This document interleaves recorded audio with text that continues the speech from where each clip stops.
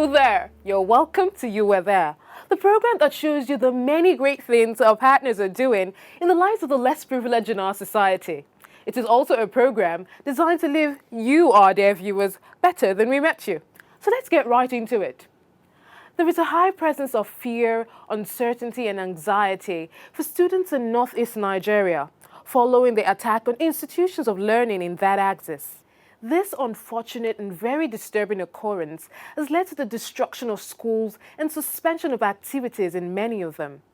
As a way to motivate and improve the learning desire, Operation Blessing International recently embarked on an intensive renovation and provision of learning materials to one of such schools.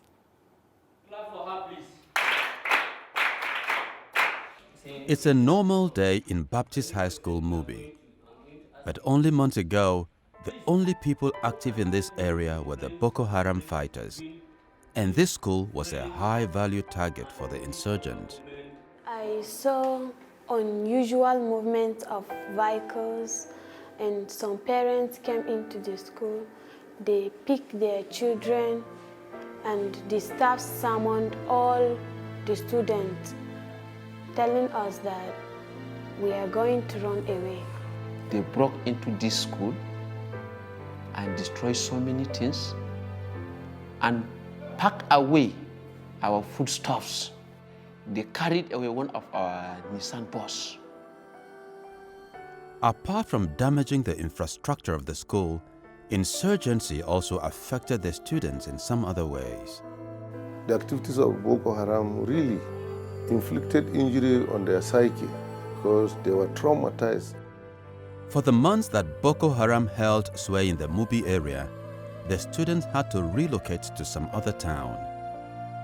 Attendance dropped and learning became a dangerous venture. At the end of the war, the school returned to damaged classrooms and hostels. The school management could not afford to repair the buildings or buy school supplies. It has affected our school physically and also academically, because during that period we were in our 7th week, so we could not finish the syllabus.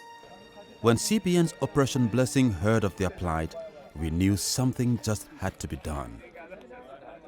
First, an OB team led by John Kalma had a town hall-style meeting with the board, staff and students. Then, the OB team presented various school supplies, sports, musical and food items to the school. As part of the makeover process, OB commissioned carpenters, masons and painters who set to work in earnest. A few months later, the school was looking brand new. The students now have a good computer lab, comfortable classrooms and well-appointed hostels. Water supply was a major challenge in the school. Because of the rocky terrain, drilling a borehole here was not an option. So, OB bought and commissioned a water supply tanker to cater to the needs of the school. To cap off the series of interventions, the students and teachers put on their new football jerseys and boots and took to the field for a good old game of football.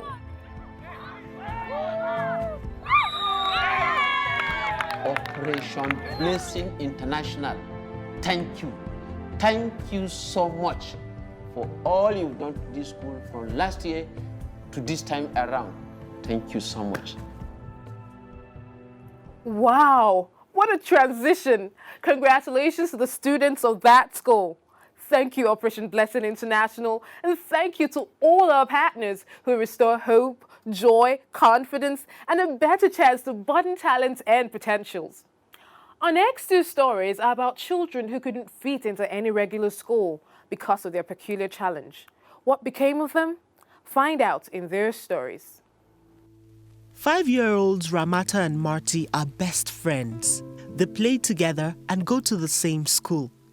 But Ramata and Marty aren't your average youngsters. Both of them are deaf. Marty lives with her mother and baby sister. Little Marty tried to help around the house, but it was hard to communicate with her. So she just roamed around all day. It was difficult for me to see her like this. I really didn't know what to do. Ramata also lives with her mother and her aunts. She is a very active little girl. I wondered how I could keep her safe and happy at home. Then both mothers heard about this center, which is supported by Orphans Promise. It's the only school for the deaf in all of Senegal. These precious little girls are being taught to read, write, count, and sign. They love doing arts and crafts, and they also enjoy dancing. Thanks to the support of Orphans Promise, these girls can grow up with all the skills they need to have a great life. Marty is able to focus now, and she really enjoys school. She loves her books and schoolwork. I'm very happy to see Ramata at the deaf school. Now she can read her books. Thank you for helping my little girl.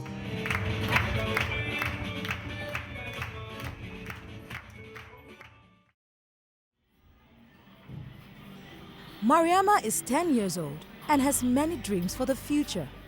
But only a year ago, she had no hope at all. Mariama was born deaf. Her mother couldn't take care of her and left her with her grandmother. Mariama always cried when other children went to school and she had to stay home. I paid a lot of money for her to attend a hearing school, but she didn't learn anything there. It wasn't easy in the regular school.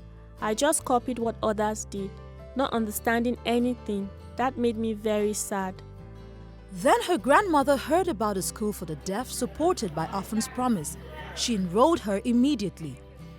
Here, Mariama learned how to read and write and how to sign. She has a lot of friends at the deaf school and even showed some of her dance moves when we visited.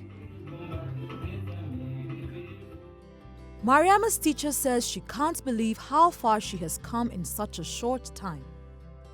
Mariama is a very good girl, and she loves to listen and learn all she can, even when she does not understand.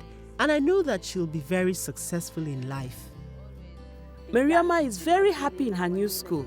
She's a good girl and studies hard. She makes sure I buy all her school materials without delay.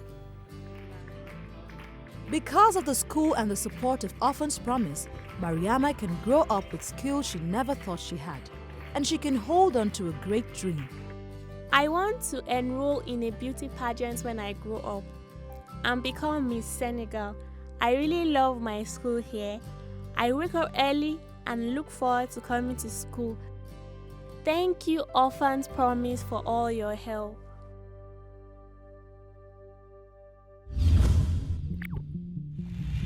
I'm Ekere Ufumamowo. My family and I joined the 700 Club a couple of years ago. My name is Dr. Sakimbe and I'm a member of 700 Club. My name is Tona Adaba. I'm a member of 700 Club. I'm Babatunde Oladapo. I joined the 700 Club in 2014. I am Pastor Rabi Ibrahim. I joined 700 Club in 2007. The need to reach the unreached with the word of God and to give potable water to rural communities and to put smiles on the faces of widows and orphans in those communities drove us to join the 700 Club. I'm so glad I joined 700 Club and I'm going to remain a partner because helping the less privileged is one of my passions and my drive. I love being a member of 700 Club because I love putting smiles on people's faces. My major motivation for joining the 700 Club is the opportunity to touch lives. Whenever I see smiles on people, it gives me satisfaction. So many souls have been touched. The downtrodden, the wretched, hopeless became hopeful. Testimonies here and there. It's actually wonderful to be a part of Christian Broadcasting Network, more especially as a 700 Club partner.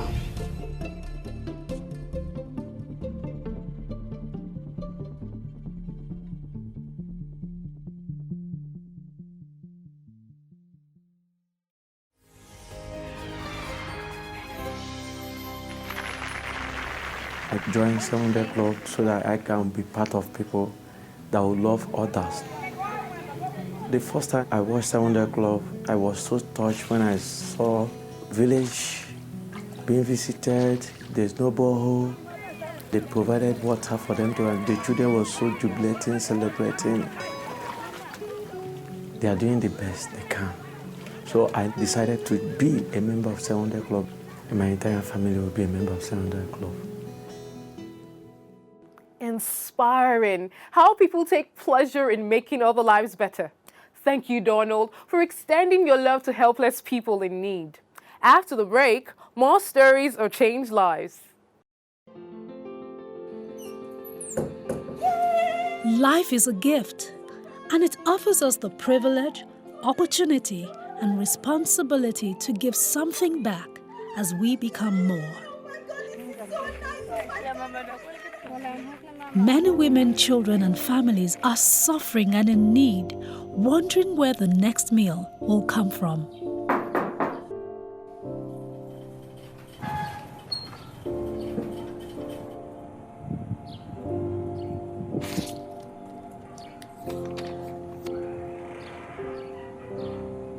Lend a helping hand today. Be the strength when others are weak.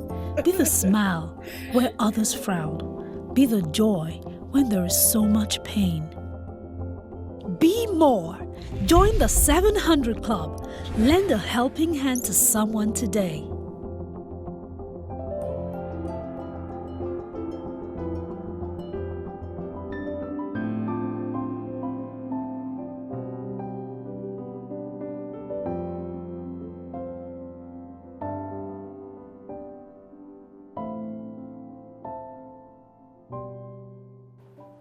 This is You Were There, and I'm so glad you're still with us.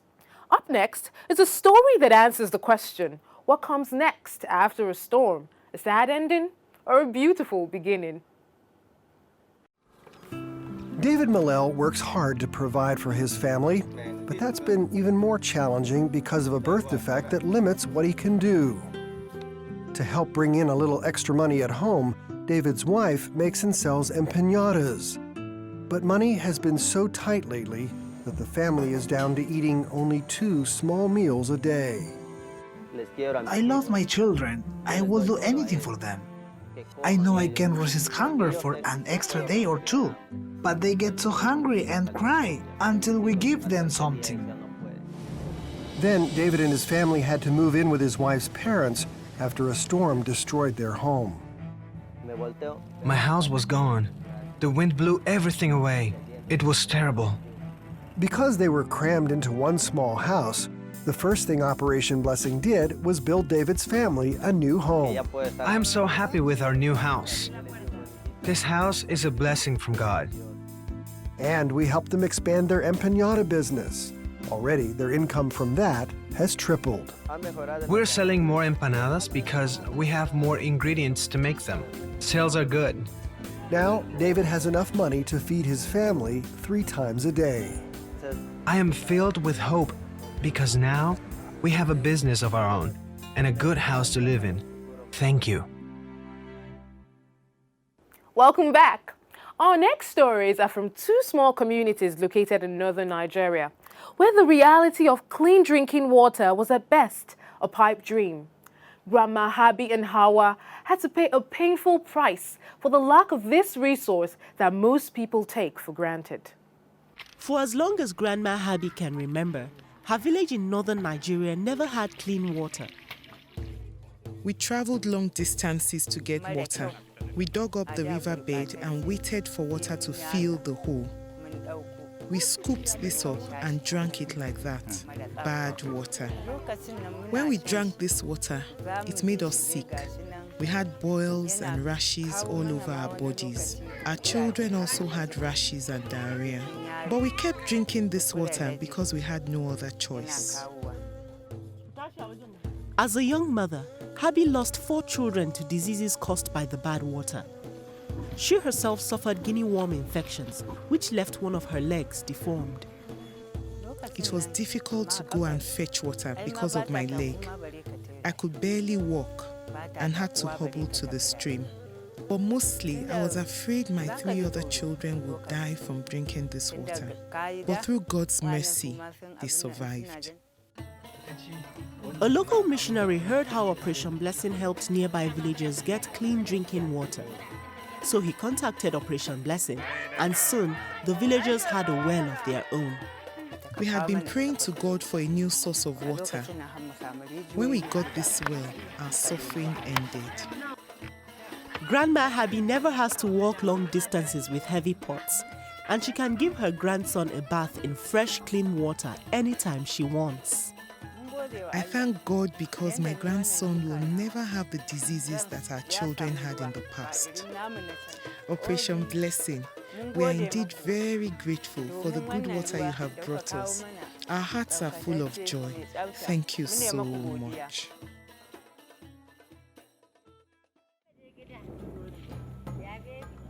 As the sun beats down on northern Nigeria, families spend the entire day farming. Hawa and her children work long, hot days. We'll get back home and the children will be so thirsty. They would cry. I cried too because we had no water. To get water, Hawa walked more than a mile to a dry riverbed. She dug a hole and waited. As the water seeped in, it was brown and muddy, but it was all she had. Many days I slept at the riverbank with my baby because we had to wait a long time for the hole to fill with water.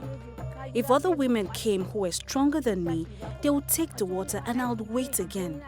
Those of us who waited suffered poisonous insect bites and guinea worm infections. In this village, every family faced the same struggle. They barely had enough water to cook or bathe, so the children were constantly sick. One day, Hawa's baby was so dehydrated, she didn't make it home. I was heartbroken when my baby died. I cried and cried, and I feared for my remaining children. Her brother was a missionary who partnered with CBN, and he knew CBN could help. Now, a brand new living water well stands right in the center of the village. For the first time ever, everyone had fresh, clean drinking water. We asked for help, and the help came. Now we have water. We can drink, cook, and keep our children clean and healthy. This is no small gift from you. You have changed all our lives and saved our children. CBN, thank you so much.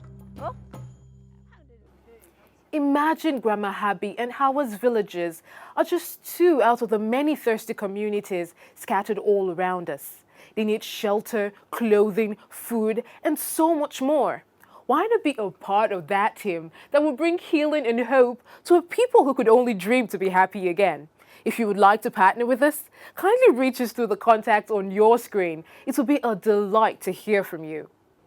On the program today, we brought you stories of people whose lives have been touched by your faithful giving. A school in the Northeast now has a brand new look with equipped facilities for learning. Mariama and the other girls can now live normal lives and look to a better future. I hope you enjoyed our lineup on today's program. Until we come your way with more inspiring stories on You Were There, it's bye-bye and God bless you.